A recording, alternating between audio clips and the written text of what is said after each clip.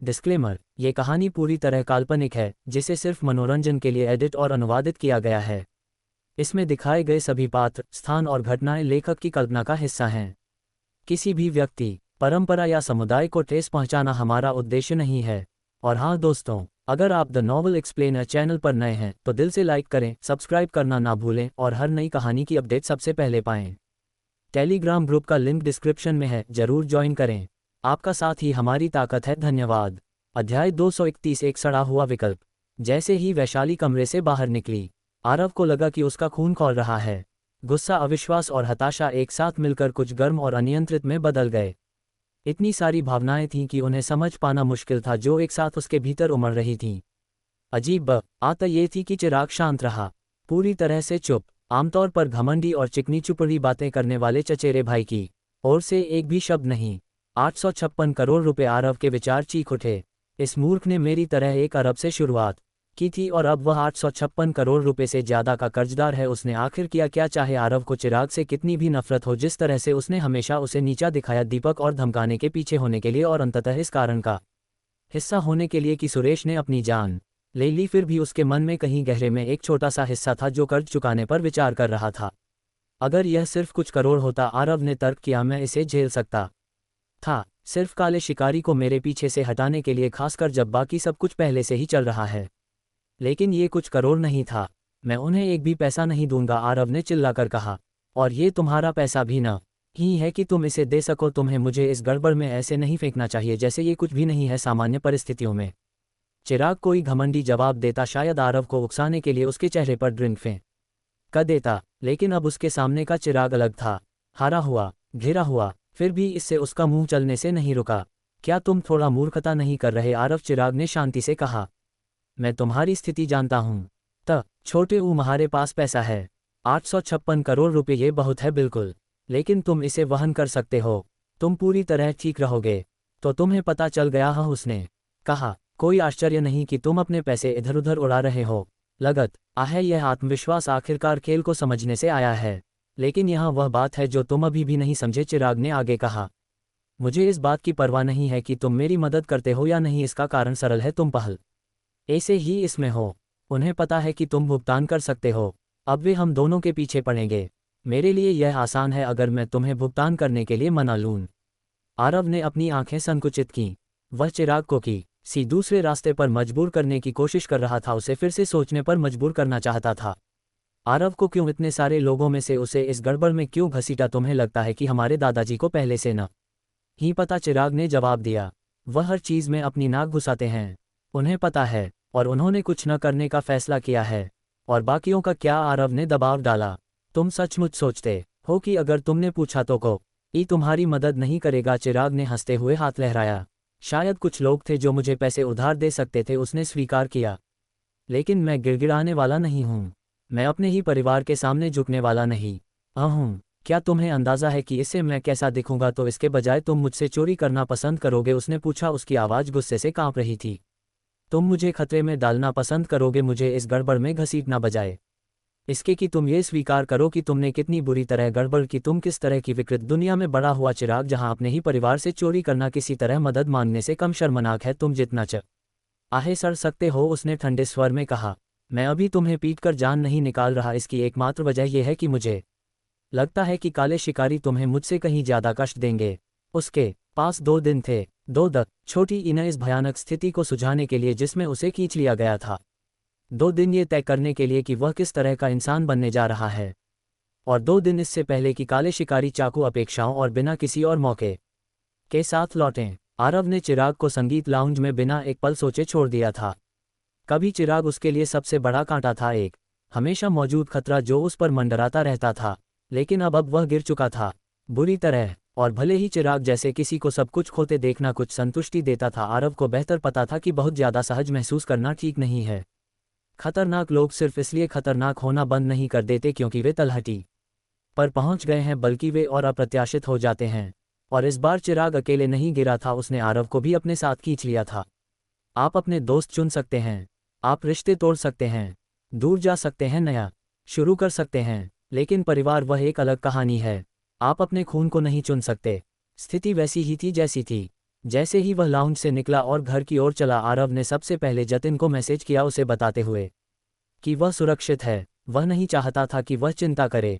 आश्चर्यजनक रूप से जतिन ने लगभग तुरंत जवाब दिया, हालांकि जवाब कुछ अजीब सा लगा। शायद ये जय के साथ सब कुछ है। आरव ने स्क्रीन को घूरते हुए सोचा, इससे वह और खुल गया है अपनी भावनाओं के बारे में और ईमानदार।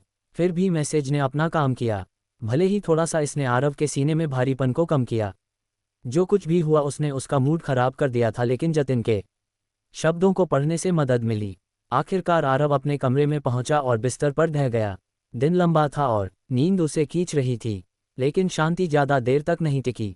उसने सोचा कि क्या वह एक का उपयोग दूसरे से बचने के लिए कर सकता है, दोनों पक्षों के साथ खेल सकता है शायद। लेकिन जिस क्षण किसी एक समूह को दूसरे के बारे में पता चलेगा, वह सारा दबाव खो देगा। वे उसे एक कोने में धकेल देंगे और तब तक निचोड़ेंगे जब तक कुछ बाकी नहीं रहेगा। नहीं, उसे उन्हें अलग रखना होगा। जहां तक काले शिकारी का सवाल था, वह आरव शर्मा था, बस एक हाई स्कूलर जिसके पास एक शक्तिशाली नाम और पैसे तक पहुंच थी। न कि आदित्य, न कि स्कॉर्पियन गैंग का पूर्व बॉस, न कि लाखपति ग्रुप का नया नेता। चूंकि स्थिति में शर्मा परिवार शामिल था, आरव ने कोई कसर नहीं छोड़ी।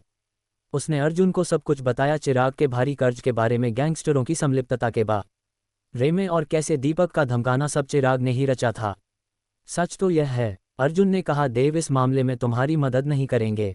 भले ही तुम उन्हें सब कुछ बता दो, वह शायद तुम्हें सलाह देंगे कि पैसे दे दो और बस खत्म कर दो। उन्होंने पहले भी इस तरह की चीज़ों का सामना किया है, प्रतियोगी खतरे, छायादार सौदे, ये सब खेल का हिस्सा है। उन्होंने अपने तरीके से बिजनेस की दुनिया में नेविगेट करके इसे पार किया।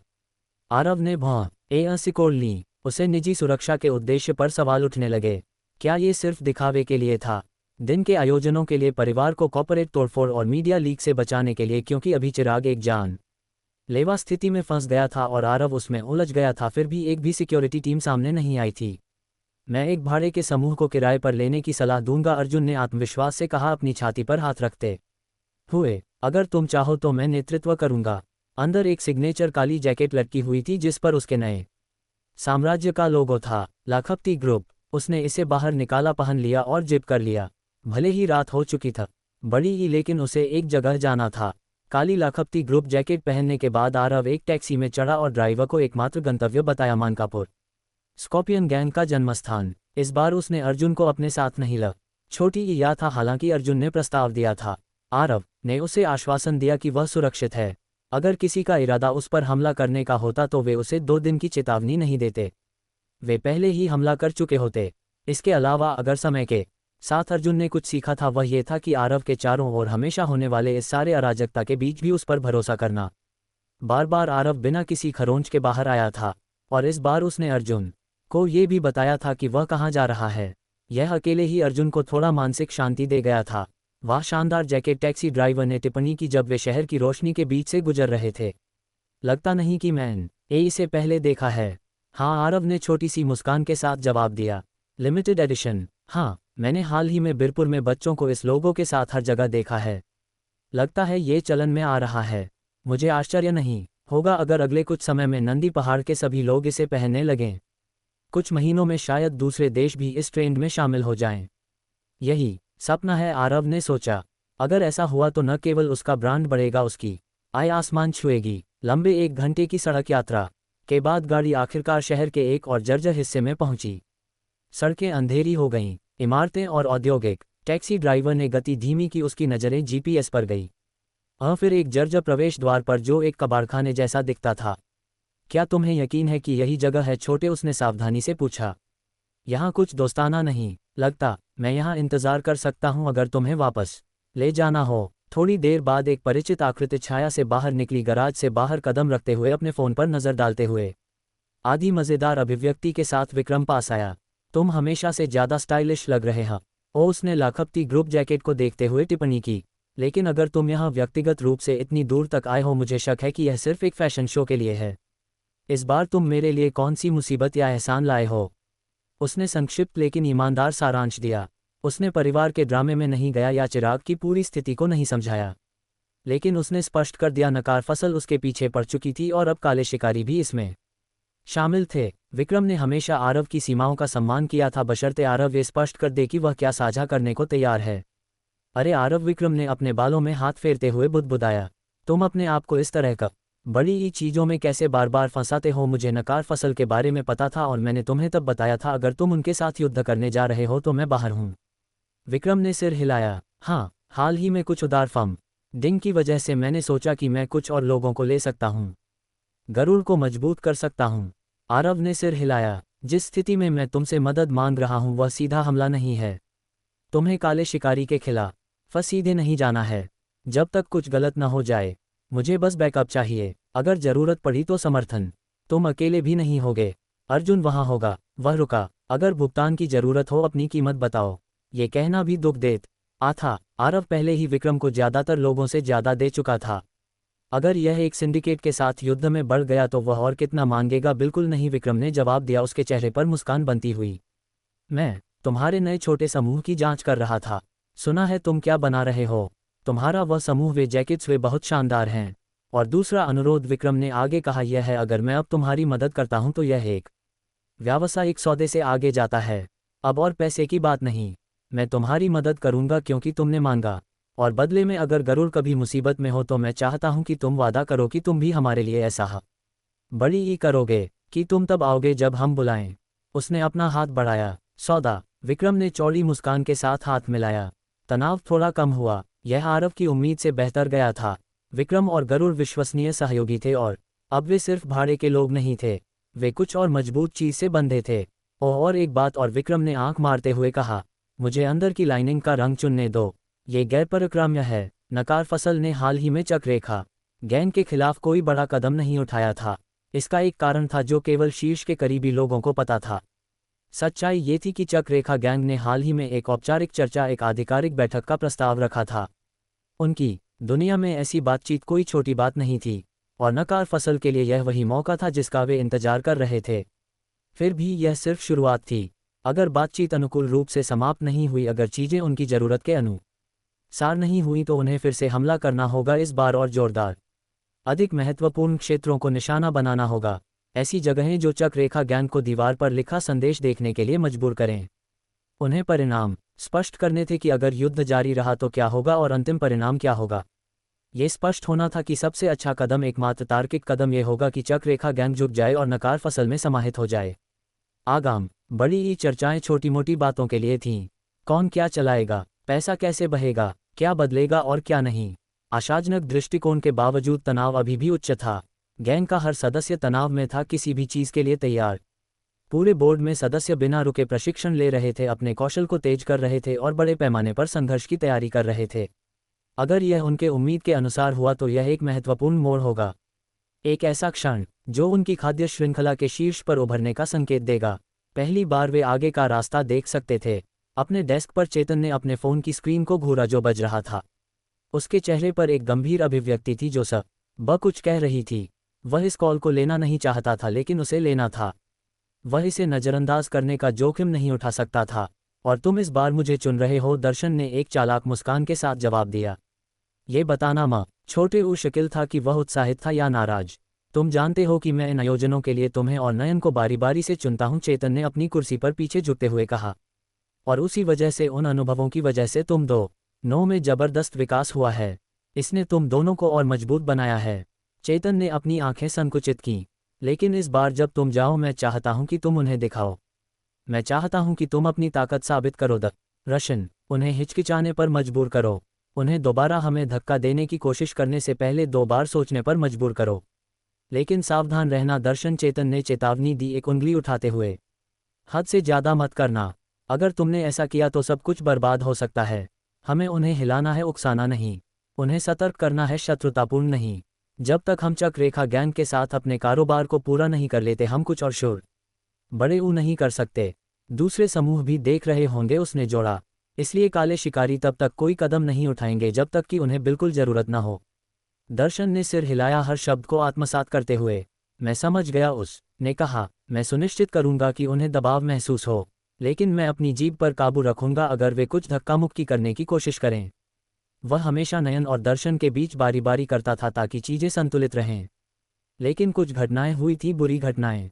एक बार नयन गंभीर चोट के साथ लौटा था। वह हफ्तों तक बाहर रहा था। काले शिकारी द्वारा आयोजित ये आयोजन खतरनाक थे, इसमें कोई शक नहीं, लेकिन वे मूल्यवान सबक भी थे। अगर वह किसी और को भेजता तो इस बात की वास्तविक संभावना थी कि वे जिंदा वापस न आएं। चेतन ने यहाँ तक कि आरव या विक्रम को भेजने के बारे में सोचा था। वे दोनों अविश्वसनीय रूप से प्रतिभाशाली थे और ऐसी किसी चीज से बच निकलना उन्हें और मजबूत बनाता, लेकिन वह विचार असंभव था। उनकी निष्ठा अभी नकार फसल के साथ नहीं थी, और चेतन बता सकता था, खासकर हाल की घटनाओं के बाद, अगर काले शिकारी उनकी संभावनाएं देख लेते तो इस बात की बहुत अधिक संभावना थी कि वे उन्हें हथियाने की कोशिश करेंगे। वह जोखिम बहुत बड़ा था। अगर बस इतना ही है, दर्शन ने अपनी उंगलियां चटकाते हुए कहा, तो मैं सुनिश्चित करूंगा कि मैं इस आयोजन के लिए सर्वश्रेष्ठ स्थ छोटी ईटी में हूं। उसकी प्रतिक्रिया अपेक्षित थी, चेतन ने जवाब दिया। अगर उसने ऐसा नहीं किया होता तो मुझे और चिंता होती। इसका मतलब होता कि उसके साथ कुछ गंभीर रूप से गलत है। आरव मूल्यवान है, कोई भी इसे देख सकता है। वह कोई महत्वपूर्ण व्यक्ति बनने जा रहा है, इसलिए हमें ये सुनिश्चित करना होगा कि वह हमारी छत्रछाया में वह व्यक्ति बने। उसकी मुस्कान और तेज हो गई क्योंकि उसने आगे कहा, और मैंने उसे देखा है। मुझे ठीक बड़ी ई का पता है कि वह कैसी दिखती है। मुझे लगता है वह हमारे लिए उपयोगी हो सकती है। जब आरव स्कूल लौटा तो वह शुक्रवार था, सप्ताहांत से पहले का आखिरी दिन, और इसका मतलब था कुछ और कल उसका समय खत्म हो जाएगा। वह दिन था जब काले शिकारी ने उसके लिए आने का वादा किया था। जब शिक्षक कक्षा के सामने बड़बड़ा रहे थे, आरव अपनी सीट पर बैठा था। उसकी नज़रें अपनी नोटबुक पर टिकी थीं, लेकिन उसके विचार मीलों दूर थे। उसका दिमाग ओवरटाइम काम कर रहा था, योजना बनाने की कोशिश में, तैयारी करने की कोशिश में। मैंने कल के सबसे खराब परिणाम के लिए जो कुछ कर सकता था वह कर लिया है, लेकिन जो सबसे ज़्यादा मदद करता वह ये था कि अगर मैं अपनी ताकत, अपनी शक्ति को बड़ा दिन आने से पहले जितना संभव हो बढ़ा सकता। आरव ने सोचा, हताशा में अपनी पेन को पेज पर रगड़ते हुए। उसकी नज़र नोटबुक के हाशिए में लिखे गए नंबरों और नोट्स पर गई। गणनाएं, आंकड़े, समय रेखा। वह अपने छोटी दिमाग को तेजी से पैसा बढ़ाने के किसी भी तरीके के लिए तोड़ रहा था। उसका व्यवसाय अच्छा चल रहा था, अच्छे से भी ज़्यादा। यह इतनी तेजी से बढ़ रहा था कि वह अपने शरीर में परिणाम महसूस कर सकता था। हर दिन वह मजब बड़े ऊर्जा महसूस करता था। उसकी प्रतिज्ञा उसके वित्तीय लाभों को शारीरिक विकास में बदल रही थी। एकमात्र शॉर्टकट जो वह सोच सकता था, एकमात्र तरीका जिससे वह अपनी संपत्ति को एक झटके में बढ़ा सकता था, वह था जुआ। लेकिन ही समय दो समस्याएं थीं। पहला, यहाँ तक कि उनके द्वारा इस्तेमाल किया जा रहा अंडरग्राउंड जुआ रिंग में अधिकतम दांव की सीमा 83 करोड़ रुपए थी। यह अकेले ही उन अधिकांश रचनात्मक रणनीतियों को बंद कर देता था जिन्हें वह उपयोग कर सकता था। हाँ, उसने पहले जीत हासिल की थी, लेकिन अपने पैसे को जोखिम में डालने का विचार उसे बीमार कर देता था। ये रोमांच के बारे में नहीं था, यह नियंत्रण के बारे में था। और आरव को वह खोने का विचार नफरत था जो उसने मेहनत से कमाया था। वह इस विचार को झटक नहीं सका कि एक बार जीतने का मतलब था कि अगली बार हारने की संभावना ज़्यादा थी, भले ही वह जानता था कि ऑड्स वास्तव में उस तरह से काम नहीं करते। वह उस तरह के जोखिम के लिए बना नहीं था, जब तक कि यह एक गारंटीकृत हार न हो जिसे वह एक जाल में बदल सके। अगर उसे पता हो कि वह हारने जा रहा है और उसके पास उस हार को उपयोगी बनाने की योजना हो, शायद तब शायद। लेकिन वह आज वहाँ नहीं था। जब पहला ब्रेक आया, जतिन हमेशा की तरह आया, खाली कुर्सी को घुमाकर उस पर उल्टा बैठ गया। इस बार हालांकि यह इशारा अधिक जानबूझकर लगा। जतिन उसे सीधे घूर रहा था, उसके चेहरे पर एक विशाल मुस्कान फैली हुई थी। यह उसकी सामान्य बेवकूफ़ी भरी मुस्कान भी नहीं थी, ये परेशान करने वाली थी। वह मुस्कान वाकई मुझे डरा रही है, आरव ने अपनी भौहें सिकुड़ते हुए कहा। अगर तुम बस घूरने और ऐसे मुस्कुराने वाले हो तो मैं चाहूँगा कि तुम इसे जैसे 1 पूरे मीटर की दूरी से करो। मैं उससे पूछना चाहता हूँ, जतिन ने सोचा, मैं बहुत बुरी तरह पूछना चाहता हूँ, क्या वह वाकई आरव शर्मा है? उस शर्मा परिवार से वह लगभग निश्चित था। वास्तव में 99% निश्चित, लेकिन वह आखिरी 2% वह उसे कुरेद रहा था। अगर मुझे पक्का पता चल जाए तो मैं आगे क्या करूं? जतिन ने सोचा। वेतन वृद्धि मांगूं, बेहतर सौदा करने की कोशिश करूं, ऐसे लड़के का साथ आप बातचीत कैसे करते हैं? और अगर आरव ने इसे गुप्त रखने का कोई कारण हो, अगर गलत बात कहने से वह मिटा दिया जाए, चुप करा दिया जाए, क्या शर्मा परिवार ऐसा भी करता था? नहीं, मैं पूरी तरह से फ्री हूं, जतिन ने जल्दी से जवाब दिया। और जैसे ही उसने ये कहा, उसे थोड़ा दुख महसूस हुआ। 17 साल का, उसके सामने पूरा सप्ताहांत और कोई योजना नहीं, वाकई उदास करने वाला। मैं चाहता हूं कि तुम जिम जाओ, आरव ने कहा। सुरेश वहां होगा और अर्जुन भी। इस सप्ताहांत में कुछ हो सकता है। मुझे तुम सबको तैयार और सर्वश्रेष्ठ स्थिति में चाहिए। लड़ाई? जतिन ने पूछा। लेकिन क्या हमने बीरपुर के सभी स्कूलों से पहले ही निपट नहीं लिया? क्या हम आखिर आरव विस्तार कर रहे हैं या ये कुछ और है? आरव ने तुरंत जवाब नहीं दिया। उसने खिड़की की ओर देखा, उसका चेहरा भावहीन। मुझे डर है ये हाई स्कूल ड्रामे से थोड़ा बड़ा है, उसने आखिरकार कहा। बस ये सुनिश्चित करो कि मैं अपनी वर्दी लाओ, और चिंता मत करो, अगर तुम इसे अच्छे से संभाल लेते हो तो तुम्हारे लिए एक इनाम होगा। जतिन ने मुस्कुराया, उसकी जिज्ञासा बढ़ गई। ये वह पल हो सकता था अगर वह अब पूछता, अगर वह इसे सही ढंग से लेता, शायद वह आखिरकार आरव से सच बुलवा सकता था। पैसे के बारे में? वह वास्तव में कौन था इसके बारे में? दोपहर के भोजन के समय दूसरी कक्षा की लड़कियां सिमरन और शालिनी आईं और समूह एक साथ कैंटीन की ओर चला। छोटी ईना ने फिर से पूछने के बारे में सोचा, लेकिन उनके सामने नहीं। जानना एक बात थी, दूसरों को बताना वह शायद एक रेखा पार कर सकता था। अपनी प्रतिज्ञा के साथ लगातार अपने शरीर की क्षमताओं को बेहतर करते हुए उसने कुछ नया देखना शुरू कर दिया था। उसकी प्राकृतिक चिकित्सा भी सुधर गई थी। वह प्रशिक्षण में और जोर डाल सकता था, तेजी से ठीक हो सकता था और वास्तविक दिखने वाली प्रगति कर सकता था। ये सब अच्छी खबर थी, क्योंकि कल वह दिन था। उसने पहले ही अर्जुन को बता दिया था कि कहाँ जाना है। उसे पिकअप की जरूरत नहीं होगी। सब कुछ योजना के अनुसार था। इसलिए जब उस सुबह दरवाजे पर दस्तक हुई तो आरव ने जरा भी हिचकिचाहट नहीं दिखाई। वह पहले से जानता था कि यह कौन है, काले शिकारी। आरव के लिए यह कोई बड़ा आश्चर्य नहीं था कि काले शिकारी को पता था कि वह कहाँ रहता है। वे पहले से ही जानते थे कि वह कौन से स्कूल में पढ़ता है, और इससे भी महत्वपूर्ण, वे जानते थे कि वह शर्मा परिवार का एक वास्तविक सदस्य है। आखिरकार उन्होंने आत्मविश्वास के साथ दावा किया था कि वे 2 दिनों के भीतर संपर्क करेंगे, इसलिए आरव को कुछ इस तरह की उम्मीद थी। बल्कि उसने आधा उम्मीद की थी कि वे उसे उकसाने की कोशिश करेंगे, शायद ये देखने के लिए कि क्या वह भागेगा। लेकिन जब आरव दरवाजे पर गया तो असली आश्चर्य यह नहीं था कि कोई आया था, यह था कि वहां कौन खड़ा था। एक गंजा सिर वाला आदमी, सिर से पैर तक काले कपड़ों में बरामदे पर खड़ा था। उसका रूपक सड़क के गुंडे जैसा था, खुरदुरे हाथ, धूप से झुलसी त्वचा, आंखें जो ज्यादा बार झपकती नहीं थीं। अगर आरव उसे सड़क पर देखता तो वह पूरी तरह से नजर हटा लेता। वह उस तरह का आदमी था जिससे ज्यादातर लोग सहज रूप से बचते हैं, जिसके गलत पक्ष में आप नहीं पड़ना चाहेंगे। तुम आरव शर्मा हो ना? आदमी ने पूछा। उसकी आवाज गहरी और खुरदरी थी। इससे पहले कि तुम ना कहो, मैं काले शिकारी के साथ हूं और मेरे पास एक समय सारिणी है जिसका पालन करना है। मैं उसी पर टिका रहना चाहूंगा, आरव ने जवाब दिया, अपनी आवाज को संतुलित रखते हुए। बिना किसी हिचकिचाहट के वह बाहर निकला और उस आदमी के पीछे चल पड़ा। गंजा आदमी इधर उधर गया और आश्चर्यजनक रूप से आरव के लिए दरवाजा खोला।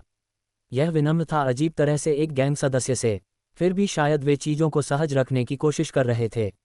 आरव एक हाई स्कूल छात्र था और शायद वे चाहते थे कि यह एक आसान लेन देन हो, या शायद वे उसे शांत आज्ञाकारी चाहते थे।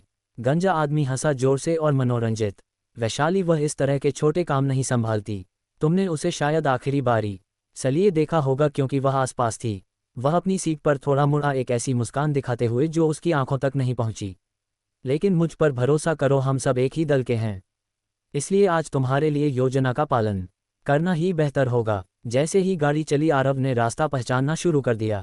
वह हाल ही में यहाँ आया था। वे संगीत लाउंज की ओर वापस जा रहे थे। कुछ मिनट बाद दरवाजा फिर से खुला। इस बार आदमी के साथ कोई और था। वह चिराग को कान से खींचकर ला रहा था, जैसे किसी शरारती बच्चे को खींचकर लाते हैं। बिना किसी औपचारिकता के उसने चिराग को आरव के बगल वाली सीट पर धकेल दिया। आरव ने अपनी आंखें घुमाईं। उसे नहीं पता था कि कोई इतना बेशर्म कैसे हो सकता है, खासकर जब वह कोई पैसा नहीं दे रहा था। आरव ने उसे घूरा, हैरान उसके शब्दों से नहीं बल्कि चिराग के कितने भोले लगने से।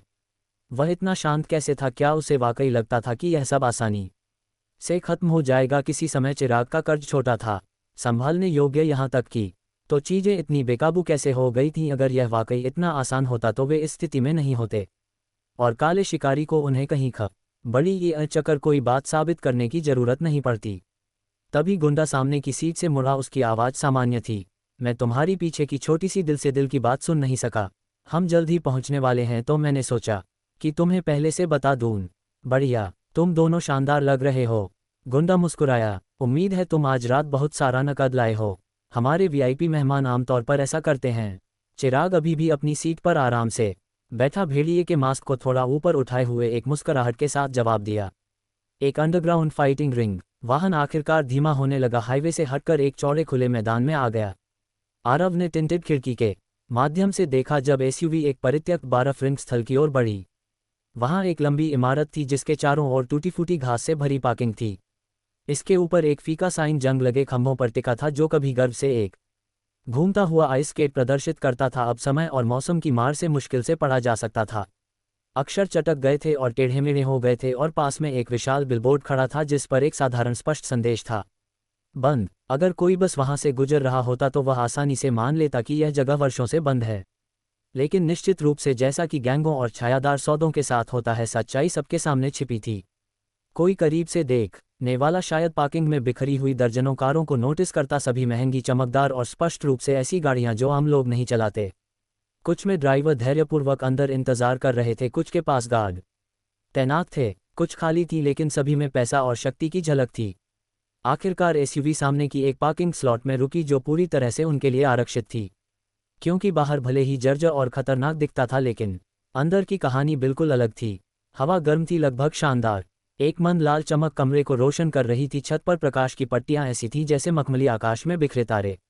उनके पैरों के नीचे का फर्श मुलायम था, नया कालीन जो किसी उच्चस्तरीय होटल में होना चाहिए था। चारों ओर मेहमान काले और सुनहरे रंग की मेज़ों पर बैठे थे। प्रत्येक व्यक्ति ने आधा नकाब पहना था, जैसा कि आरव और चिराग को दिया गया था। शानदार, रहस्यमय और संदेह उन्हें घुल-मिल जाने में मदद करने के लिए डिज़ाइन किया गया था। आरव और चिराग ने काले शिकारी के 2 सदस्यों के पीछे पीछे चलना जारी रखा। जैसे ही वे गुजरे, कुछ नकाबपोश मेहमानों ने उनके सिर घुमाए, स्पष्ट बड़े ऊपर से उत्सुक।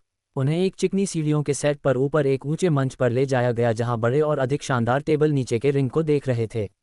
ओह, एक नया वीआईपी, एक बैठा हुआ मेहमान टिप्पणी करता है। उनकी आवाज़ हल्की थी, मनोरंजित। पहले उस लाल बालों वाले को नहीं देखा। हाँ हाँ, दूसरे ने जवाब दिया, अपने नकाब को ठीक करते हुए। लेकिन मैंने उस गोरे बालों वाले को देखा है। काफ़ी समय हो गया। सोचा था शायद उसका पैसा खत्म हो गया। हम सभी ब्रेक लेते हैं, पहले ने हंसते हुए कहा। लेकिन अगर वह वापस आया है तो इसका मतलब है कि उसके पास अभी भी कुछ दांव लगाने लायक है। जैसे जैसे वे आगे बढ़े, आरव ने सब कुछ देखा। अवलोकन, विश्लेषण, वैशाल, बड़ी ई का कोई निशान नहीं, न ही कोई स्पष्ट उच्च रैंकिंग सदस्य। ये शहर में काले शिकारी द्वारा स्थापित कई स्थानों में से एक था, चतुराई से छिपा हुआ, अच्छी तरह से छिपा हुआ, लेकिन अच्छी तरह से संचालित। इससे भी महत्वपूर्ण, आरव ने सुरक्षा पर ध्यान दिया। दर्जनों सदस्य स्थल पर इधर उधर घूम रहे थे, वेटर, बारटेंडर या बस मेहमानों के रूप में प्रच्छन्न। वे वही पूरी तरह से काले गियर पहने हुए थे जो उन्हें लाने वाले गुंडों ने पहने थे। उसे कोई शक नहीं था कि वे प्रशिक्षित, वफादार और लड़ाई में खुद को संभालने में सक्षम थे। अगर आरव ये ऑपरेशन चला रहा होता तो वह भी ऐसा ही करता, जगह को आरामदायक दिखाते हुए हर कोने में हथियार और योद्धा छिपा देता। बस इस स्थिति में अगर कोई दूसरा गैंग पार्टी को बिगाड़ने की कोशिश करता। आखिरकार उन्हें एक शानदार बूथ पर बिठाया गया जिसमें रिंग का ऊंचा दृश्य था। उनके साथ आए 2 गुंडे बिना कुछ कहे चले गए, गश्त करने वाले गार्डों के बीच अपनी जगह लेने। तब एक नया आकृति पास आए, लंबा, परिष्कृत, एक कुरकुरा काला सूट पहने हुए। उसका आसन सीधा था, उसका व्यवहार आत्मविश्वास से भरा, लेकिन उसके चेहरे पर नकाब। आप दोनों से मिलकर खुशी हुई, आदमी ने हल्का सा झुकते हुए कहा। उसकी आवाज़ चिकनी और रिहर्सल की हुई थी। मैं यहाँ प्रबंधक के रूप में जाना जाता हूँ। एक चेतावनी। हाँ, चिराग ने हकलाते हुए कहा। उसकी घबराई हुई मुस्कान अपनी जगह पर आ गई। हमारे पास कर्ज चुकाने के लिए पर्याप्त से ज़्यादा है, तो हे क्यों नहीं थोड़ा जुआ खेलते हैं? ठीक है। आरव धीरे से मुड़ा, उसकी आंखें उस हास्यास्पद भेड़िए के नकाब के पीछे चिराग पर टिक गईं। क्या यह मूर्ख हुआ? कई मेरे पैसे को अपने जैसे जुआ खेलने की योजना बना रहा है। प्रबंधक के बोलने के बाद वह अपनी लाल मखमली सीट पर वापस चला गया, जो ऊपरी और निचले दर्शक क्षेत्रों के बीच पूरी तरह से केंद्र में थी। नीचे जाते समय सने पास के कुछ मेहमानों को विनम्र सिर हिलाकर और मुस्कान के साथ अभिवादन किया। रिंग में मौजूदा मुकाबला अभी भी चल रहा था और जैसे ही आरव ने इस तमाशे को देखना जारी रखा, उसने कुछ दिलचस्प देखा। कई मेहमान बारब आरा दांव लगा रहे थे। वे बस अपनी सामने की मेज पर एक छोटा बजट दबाते और निकटतम वेटर दौड़कर उनके लिए प्रबंधक के पास दांव लगाने जाता। ऑड्स लगातार बदलते रहते होंगे, आरव ने सोचा, जैसे कोई लाइव बॉक्सिंग मैच या छोटे और दौड़। लेकिन इन दावों के लिए कोई कट ऑफ पॉइंट होना चाहिए ना। एक बात जो सामने आई, जब भी वीआईपी सेक्शन से कोई दांव लगाता जिसमें चिराग या आरव जैसे मेहमान शामिल थे, प्रबंधक व्यक्तिगत रूप से अपनी सीट से उठकर दांव को संभालता। आखिरकार मुकाबला अपने निष्कर्ष पर पहुंचा। एक साफ शक्तिशाली किक ने एक लड़ाके को चेहरे पर सीधे मारा, जिससे वह मैट पर गिर पड़ा, आगे जारी रखने में असमर्थ। उसी क्षण कुछ रोचक हुआ। उनके सामने की मेज बदल गई, एक स्क्रीन में तब्दील हो गई। 2 पूर्ण लड़ाके प्रोफाइल एक के बाद एक दिखाई दी। या शायद यह आंकड़ों के बारे में नहीं है, आरव ने सोचा। शायद ये स्वयं ऑड्स को देखने के बारे में है, ये जानने के बारे में कि मुकाबले में किसे प्राथमिकता दी जा रही है। तुम मेरे पैसे को ऐसे इस्तेमाल कर रहे हो जैसे ये तुम्हारा हो, आरव ने लगभग चिल्लाया, लेकिन खुद को रोक लिया। यहाँ हंगामा करने से वही ध्यान आकर्षित हो सकता था जो उसे नहीं चाहिए था। उसकी उंगलियां बार बार उसकी जेब में फ़ोन को छू रही थीं, एक सूक्ष्म अवचेतन निकास योजना की जांच। इससे कोई फर्क नहीं पड़ता, चिराग ने मुस्कुराते हुए कहा। मैं तुमसे सीधे पैसा नहीं ले रहा, ये बस तुम्हारे खाते में पड़ा है। लेकिन जब हम यहाँ एक साथ हैं और मेरे पास भुगतान करने का कोई तरीका नहीं है तो तुम्हारा पैसा मेरा पैसा बन जाता है, मेरा कर्ज तुम्हारा कर्ज बन जाता है। खैर, मैंने सोचा था कि तुम दांव लगाओगे, प्रबंधक ने अपने हाथ मलते हुए कहा, लेकिन मुझे नहीं लगा कि यह रात में इतनी जल्दी होगा। चिराग रुका, जैसे कि उसके पास वह निर्णय लेने का समय हो। लेकिन एक पल बाद वह पीछे झुका, अपनी कुर्सी में आराम से बैठ गया। वैसे भी मैं हार का सिलसिला झेल रहा हूं, उसने कंधे उचकाए। चलो, शायद तुम इसे तोड़ दोगे। आरव ने लड़ा के प्रोफाइल्स को नहीं देखा, इसके बजाय उसकी आंखें कमरे को स्कैन कर रही थी, भीड़ का बड़ी ही प्रतिक्रिया को पढ़ने की कोशिश कर रही थीं। चिराग ने अभी एक विशाल दांव लगाया था, लेकिन किसी की ओर से लगभग कोई प्रतिक्रिया नहीं थी। 830 करोड़ रुपए हारना बहुत हो सकता है, आरव ने सोचा, लेकिन अगर तुम एक बार में 415 करोड़ रुपए आसानी से उछाल रहे हो तो शायद ये बस बाल्टी में एक और बूंद है। क्या वह दर्शन है? नकार फसल से आरव ने सोचा। उसकी नब्ज तेज होने लगी। जब दर्शन ने स्थान में प्रवेश किया, उसकी आंखों ने वही किया जो वह हमेशा पहले करती थी, पूरे कमरे को स्कैन किया। काले शिकारी द्वारा संचालित प्रत्येक स्थान अलग था। उसे कभी ठीक नहीं पता था कि क्या उम्मीद करनी है, क्योंकि वह हमेशा एक ही जगह पर भाग नहीं लेता था। संगठन के पास कई स्थान थे और दर्शन ने उनमें से कई में लड़ाई की थी। लेकिन कमरे को स्कैन करने का उसका असली कारण सेटअप की सराहना करना नहीं था, ये जानना था कि काले शिकारी से और कौन मौजूद है। इससे पहले चेतन ने जिस तरह से बात की थी, उसके आधार पर दर्शन ने अनुमान लगाया कि आज रात के आयोजन में कोई उच्च रैंकिंग वाला व्यक्ति देख रहा होगा। फिर भी जैसे ही उसकी नज़र भीड़ पर गई, उसे कोई परिचित उच्च स्तरीय चेहरा नहीं दिखा। हालांकि जो उसने देखा उसने उसे रुकने पर मजबूर कर दिया। उसकी आंखें तुरंत एक परिचित आकृति पर टिक गईं, चिराग शर्मा। ये सिर्फ गोरे बाल नहीं थे जिन्होंने उसे पहचान लिया, यह उस व्यक्ति के बगल में पहना गया भेड़िया नकाब था, वही विशिष्ट भेड़िया नकाब जो पिछले आयोजनों में पहना गया था। वह आरव है, होना ही चाहिए, दर्शन ने सोचा। नकार फसल और काले शिकारी के बीच का संबंध कोई रहस्य नहीं था और दर्शन ने पहले चिराग शर्मा के साथ काम किया था। ये समझने के लिए किसी जीनियस की जरूरत नहीं थी कि जो व्यक्ति बड़े दांव लगा रहा था, जिसे फसल को कभी भी सहायता करने के लिए कहा गया था, वह वास्तव में चिराग था। इससे ये पक्का हो गया, नहीं क्या ये वाकई वह है? आरव यहाँ क्या कर रहा होगा और वह चिराग के बगल में क्यों बैठा है? दर्शन के विचार दौड़ रहे थे। क्या आरव ने चिराग का व्यवसाय नहीं लिया था, या दीपक का? क्या वे अलग अलग घटनाएं नहीं थीं? अगर वह आरव है तो वह यहाँ क्या कर रहा है? क्या वह काले शिकारी के साथ गठबंधन करने की कोशिश कर रहा है? नकार फसल को चित्र से हटाने की कोशिश कर रहा है, लेकिन उसके पास उस तरह का प्रभाव नहीं होना चाहिए, ठीक है ना? क्योंकि और सभी लोगों में से ये दर्शन होना चाहिए, उसने सोचा। जैसे ही वह अंदर आया, उसे तुरंत पहचान लिया। नकार फसल का एक सदस्य इस आयोजन में क्यों है? अगर उसे पता चल गया कि मैं वास्तव में कौन हूं और उसने वापस रिपोर्ट कर दी तो वे मेरे पीछे पड़ जाएंगे। ठीक काले शिकारी की तरह वे मुझ पर दबाव डालेंगे, मेरे पास से सब कुछ छीनने की कोशिश करेंगे। मैंने कभी नहीं सोचा था कि मैं तुम्हें फिर से ऐसी जगह पर देखूंगा, दर्शन ने कहा, अपनी बाहें खोलते हुए। जैसे ही वह मेज के पास पहुंचा, तुम फिर से मेरे खिलाफ दांव लगाने की गलती तो नहीं करने वाले ना? चिराग ने तुरंत अपनी नजरें नीचे कर लीं और अपनी सीट पर हिल गया। पहले जो बहादुरी उसने दिखा थी, खासकर आरव के आसपास, वह कहीं नहीं थी। दर्शन के सामने वह एक लात खाए कुत्ते की तरह दिख रहा था, पूंछ पैरों के बीच। दर्शन की आंखें आरव की ओर मुड़ीं। और वह आरव है? उसने पूछा, उसकी आवाज में अविश्वास भरा हुआ। मैंने कभी नहीं सोचा था कि तुम यहाँ दिखोगे। आखिर क्या चल रहा है जो तुम्हें यहाँ लाया? खैर, अगर तुम यहाँ सिर्फ पैसा कमाने आए हो तो मुझे तुम्हें थोड़ी सलाह देने दो। वह जाने के लिए मुड़ा, एक पल के लिए रुकत ए हुए, मेरे पर दांव लगाओ, क्योंकि मैं आज रात नियमों का पालन करने की योजना नहीं बना रहा। अगर दर्शन ने यह झूठ माना कि आरव को यहाँ उसकी इच्छा के खिलाफ लाया गया, तो शायद वह उसे खतरा नहीं मानता। शायद वे एक ही पक्ष में हैं, कम से कम अभी के लिए। मैं नहीं, आरव ने जल्दी से जवाब दिया। वह बस मेरा पीछा कर रहा है। शायद इसका तुमसे कुछ लेना देना है। जैसे ही दर्शन गलियारे से वापस नीचे गया, प्रबंधक ने इस आदान प्रदान पर सावधानी से नजर रखी। उसका चेहरा तन गया। दर्शन अपने कदमों पर जम गया। क्या तुमने अभी शर्मा कहा? उसने पूछा। उसकी आवाज़ अचानक तेज हो गई। दर्शन ने अपनी प्रतिक्रिया को जाहिर न करने की पूरी कोशिश की।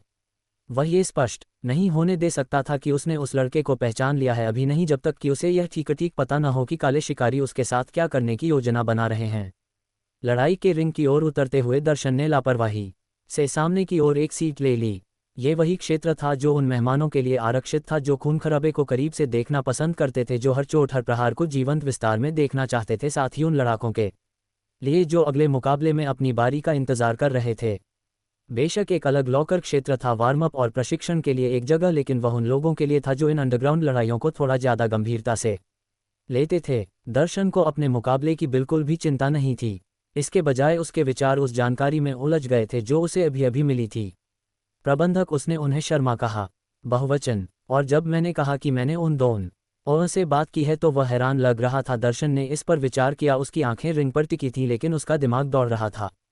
ये कैसे संभव है? क्या वह लड़का दीपक के साथ उसी स्कूल में नहीं जाता? और जिस तरह से वह लड़का लड़ता था वह किसी अमीर खानदान में जन्मे व्यक्ति जैसा नहीं था। दर्शन ने अमीर बच्चों से मुलाकात की थी जो लड़ सकते थे, लेकिन उनकी शैली हमेशा बहुत साफ, बहुत हिचकिचाहट भरी होती थी। उसमें वह कच्चा परिष्कृत तेजी नहीं थी जो आरव ने रिंग में दिखाई थी। जितना मैं इसे समझने की कोशिश करता हूँ उतना ही उलझन में पड़ता हूँ, दर्शन ने अपनी गर्दन के पीछे रगड़ते हुए सोचा। अगर मैं उसके इरादों को नहीं समझ सकता तब और इसका मतलब एक ही चीज़ है, मैं सही था। वह खतरनाक है, अविश्वसनीय रूप से खतरनाक, एक ऐसा व्यक्ति जिसे असली परेशानी पैदा करने से पहले हटाने की जरूरत है। आधिकारिक मुकाबलों के विपरीत यहाँ दोनों लड़ाकों के अंग में अपने रोजमर्रा के कपड़ों में कदम रखने में कुछ डरावना था। चाहे वह सड़क का गिया हो या उनकी गैंग का प्रतिनिधित्व करने वाली वर्दी, यहाँ कोई नियम नहीं थे, कोई समारोह नहीं, केवल हिंसा। चिराग ने मुस्कुरा, या पहले से ही जीतने पर मिलने वाली राशि की कल्पना कर रहा था। वह ये भी सोच रहा था कि आरव से उस धन का कुछ हिस्सा कैसे हासिल किया जाए। शायद वह काले शिकारी के साथ कोई सौदा कर सकता था। जैसे ही दोनों आदमी अंग में दाखिल हुए, घंटी बजी और लड़ाई शुरू हो गई। कोई तलाशने का चरण नहीं था, वे तुरंत बीच में भिड़ गए, मुके उड़ने लगे। या रहा संजय मोरे को शुरू में फायदा था, उसके असामान्य रूप से लंबे हाथ हवा में फटकार रहे थे। या रहा हरीश कुलकर्णी के चेहरे पर एक तेज सटीक मुक्का मारते हुए। गति और पहुंच ने हरीश के लिए करीब पहुंचना मुश्किल कर दिया, लेकिन वह आदमी कमज़ोर नहीं था, वह मजबूत रहा, उसका बचाव खड़ा था, अपने थोड़े बड़े कद का इस्तेमाल करके करीब आने की कोशिश कर रहा था। विवरण काफ़ी सामान्य लग रहा था। आरव लगभग कल्पना कर सकता था कि काले शिकारी कैसीनो और इस जगह दोनों के पीछे से तार खींच रहे हैं। चिराग के लापरवाह व्यवहार को देखते हुए उन्हें शायद ठीक पता था कि वह कौन है, और ये तथ्य कि वह शर्मा परिवार का हिस्सा है, इससे वह एक प्रमुख लक्ष्य बन गया था। जिसका मतलब था आरव ने महसूस किया कि इस बात की बहुत अधिक संभावना थी कि उन्होंने उसे पहले ही ठग लिया हो। तो फिर मुझे कुछ और पूछने दो, आरव ने जारी रखा। यहाँ तुमने जिन सभी आयोजनों पर दांव लगाया, क्या तुमने कभी वास्तव में जीता है? चिराग ने उसकी ओर देखा भी नहीं। वह पूरी तरह से लड़ाई में डूबा हुआ था, उसकी आंखें या रहा संजय मोरे की गतिविधियों पर टिकी थीं। छोटा आदमी मुकाबले की लय को नियंत्रित कर रहा था, तेज सटीकता के साथ प्रहार कर रहा था। चिराग उत्साह में आगे झुका जब या रहा संजय मोरे ने एक और हमले से बच निकला। हाँ, मैंने पहली कुछ लड़ाइयाँ जीतीं, लेकिन उसके बाद मैं थोड़ा हार में फंस गया हूँ। हार पर हार, वह हंसा, लेकिन शायद तुम्हारी नौसिखिया किस्मत मुझ पर रगड़ गी। हाँ, आरव ने नाक से सांस छोड़ी, मन ही मन सिर हिलाया। चिराग सबसे पुरानी चाल में फंस गया था। ये पाठ्यपुस्तक हेरफेर था, ठगों की क्लासिक रणनीति।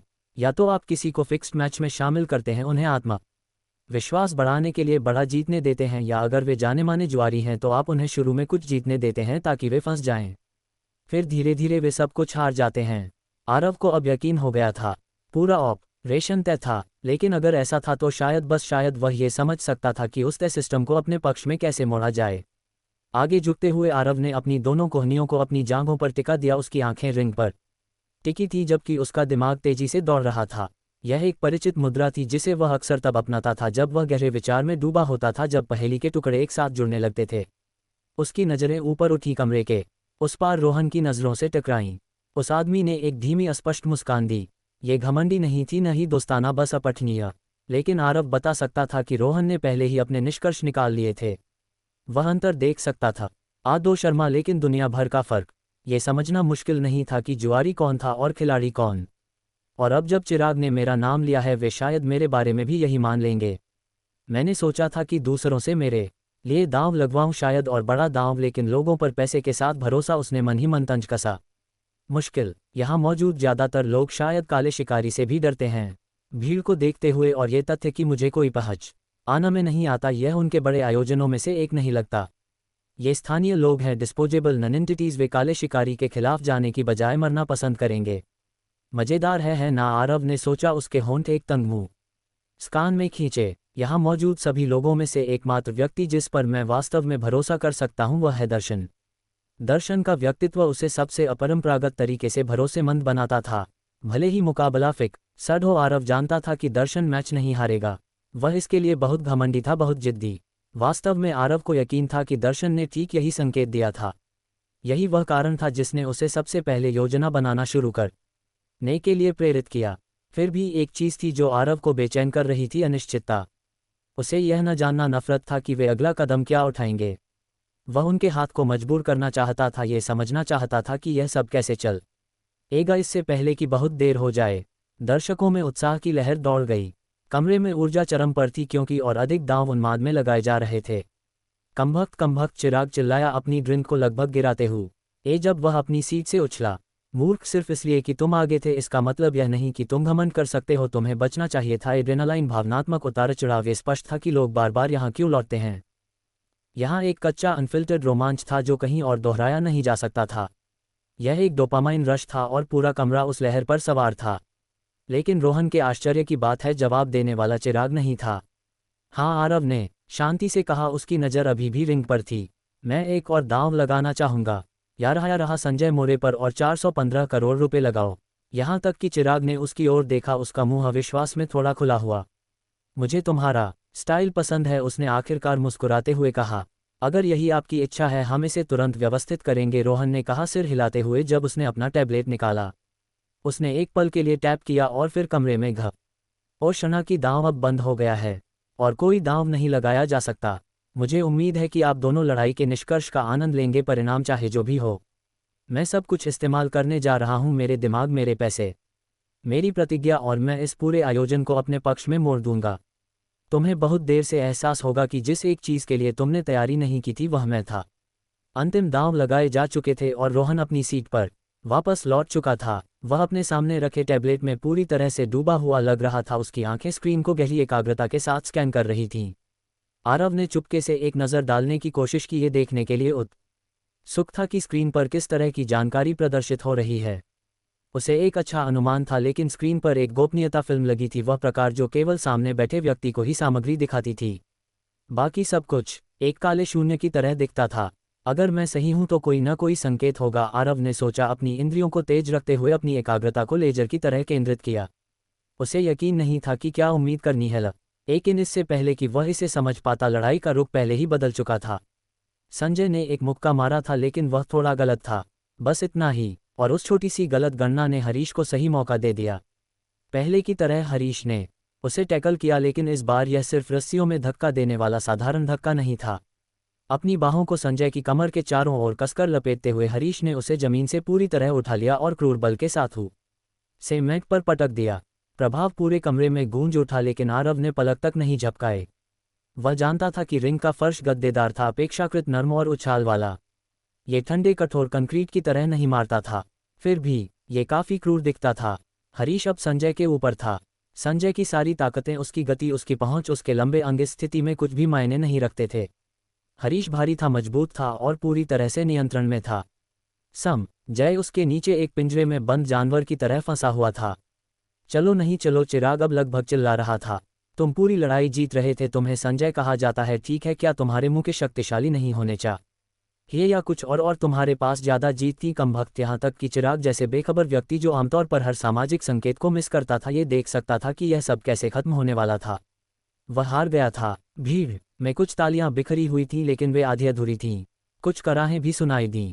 कोई भी वास्तव में उत्साहित नहीं लग रहा था, सिवाय शायद हरीश के। लेकिन पूरे कमरे में कोई भी चिराग जितना गुस्से में नहीं दिख रहा था। कमबख्त कमबख्त कमबख्त, चिराग चिल्लाया अपनी सीट पर वापस लुढ़कते हुए। वह कमरे में दूसरों की नज़रें महसूस कर सकता था और ठंडा होने की कोशिश की, अपने चेहरे पर हाथ फेरते हुए। यार, मुझे लगा था कि तुम में न और सिखिया की किस्मत होगी या कुछ और, चिराग ने कुर्सी पर लटकते हुए कहा। जैसे मेरे पहले कुछ दावों के साथ हुआ था, लेकिन तुम्हारी किस्मत मेरी से भी बदतर होगी कि तुमने एक ऐसी लड़ाई हार दी जो लगभग पक्की जीत थी। आरव ने कोई जवाब नहीं दिया। उसका सिर नीचे की ओर झुका हुआ था, उसकी आंखें जमीन पर टिकी थीं। वह पैसे के बारे में परेशान होने की वजह से नहीं छिप रहा था। नहीं, वह अपनी अभिव्यक्ति को पूरी तरह से अलग कारण से छिपा रहा था। अगर मैंने चीज़ों को स्वाभाविक रूप से चलने दिया होता तो शायद वे संजय को जीतने देते। इतना भुगतान करते कि मैं लालच में रहता, शायद फिर से दांव लगाने के लिए ललचाता।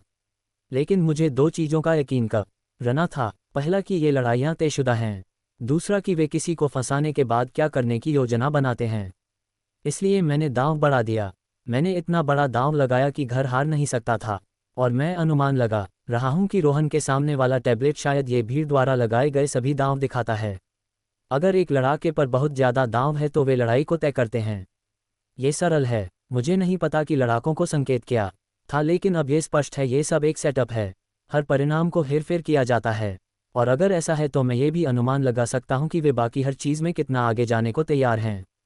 फिर भी आरव ने मेज पर अच्छा खाना मंगवाया। इससे ये भ्रम पैदा हुआ कि वह आराम कर रहा था कि वह उसी लय में ढल रहा था जिसमें चिराग था। चिराग ने इसे एक जीत माना और लगातार बड़बड़ाता रहा, अभी भी मैच के बारे में शिकायत और करा रहा था। राग ने एक पल के लिए सोचा, हम शायद 166 करोड़ रुपए, कुछ ऐसा ही। ईमानदारी से उन्होंने मुझे कभी नहीं बताया कि कोई सीमा है, लेकिन हे सावधान रहो, इस चीज़ का आदी मत हो। मुझे पता है तुम अभी भी जवान हो। शायद उन्होंने उसके लिए कोई सीमा तय नहीं की, क्योंकि वे शुरू से ही उसे पूरी तरह से निचोड़ने की योजना बना रहे थे, आरव ने सोचा। लेकिन यह मुझे एक आधार देता है, कम से कम एक छत। अगला मुकाबला शुरू होने वाला था। जैसे ही लाइटें मंद हुई और माहौल बदल गया, डेस्क स्क्रीन पर नई जानकारी चमक उठी। दो लड़ाकों के प्रोफाइल दिखाई दिए। पहला था यारहा गजेंद्र पाटिल, एक ऐसा व्यक्ति जिसके विशालकाय हाथ थे जिनमें से एक लगभग रोबोटिक दिखता था। फोटो से यह बताना मुश्किल था कि यह कृत्रिम अंग था या कोई टैटू किया हुआ धातु का उन्नयन। मैं अपना दांव दोगुना करना चाहता हूं, आरव ने अपनी आवाज़ शांत और निश्चित रखते हुए कहा। यारहा समीर ठाकुर पर 166 करोड़ रुपए लगाओ। 166 करोड़ रुपए, ये वह संख्या थी जिसे ज़्यादातर लोग समझ भी नहीं सकते थे। इतनी राशि जो पूरे जिले को जमीन से ऊपर उठा सकती थी। पाक आवासीय ब्लॉक, स्कूल और यहाँ तक कि अस्पताल, ये सब वंचित कर क्षेत्रों में इस तरह के पैसे से बनाया जा सकता था। और यहाँ ये था, एक लड़ाई पर दांव लगाया जा रहा था, एक अकेली अंडरग्राउंड झड़प भी। लेकिन एक चीज़ थी जिसके बारे में आरव को यकीन था। मैंने सुना है कि आप इसे कवर करने में सक्षम हैं, आरव ने ठंडे स्वर में कहा। उसकी आंखें उस आदमी पर टिकी थीं।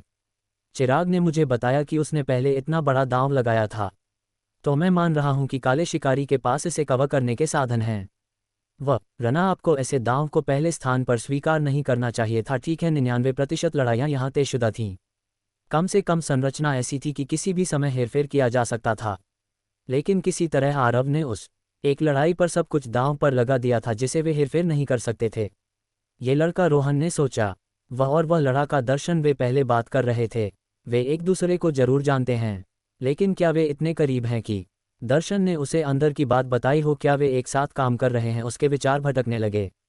क्या मुझे इसे काले शिकारी को रिपोर्ट करना चाहिए? क्या अगर यह आज के कार्य में बाधा डालेगा? समय बिताने के लिए रोहन ने अपना टैबलेट निकाला और दांव को प्रोसेस करने की तरह टैप करने लगा।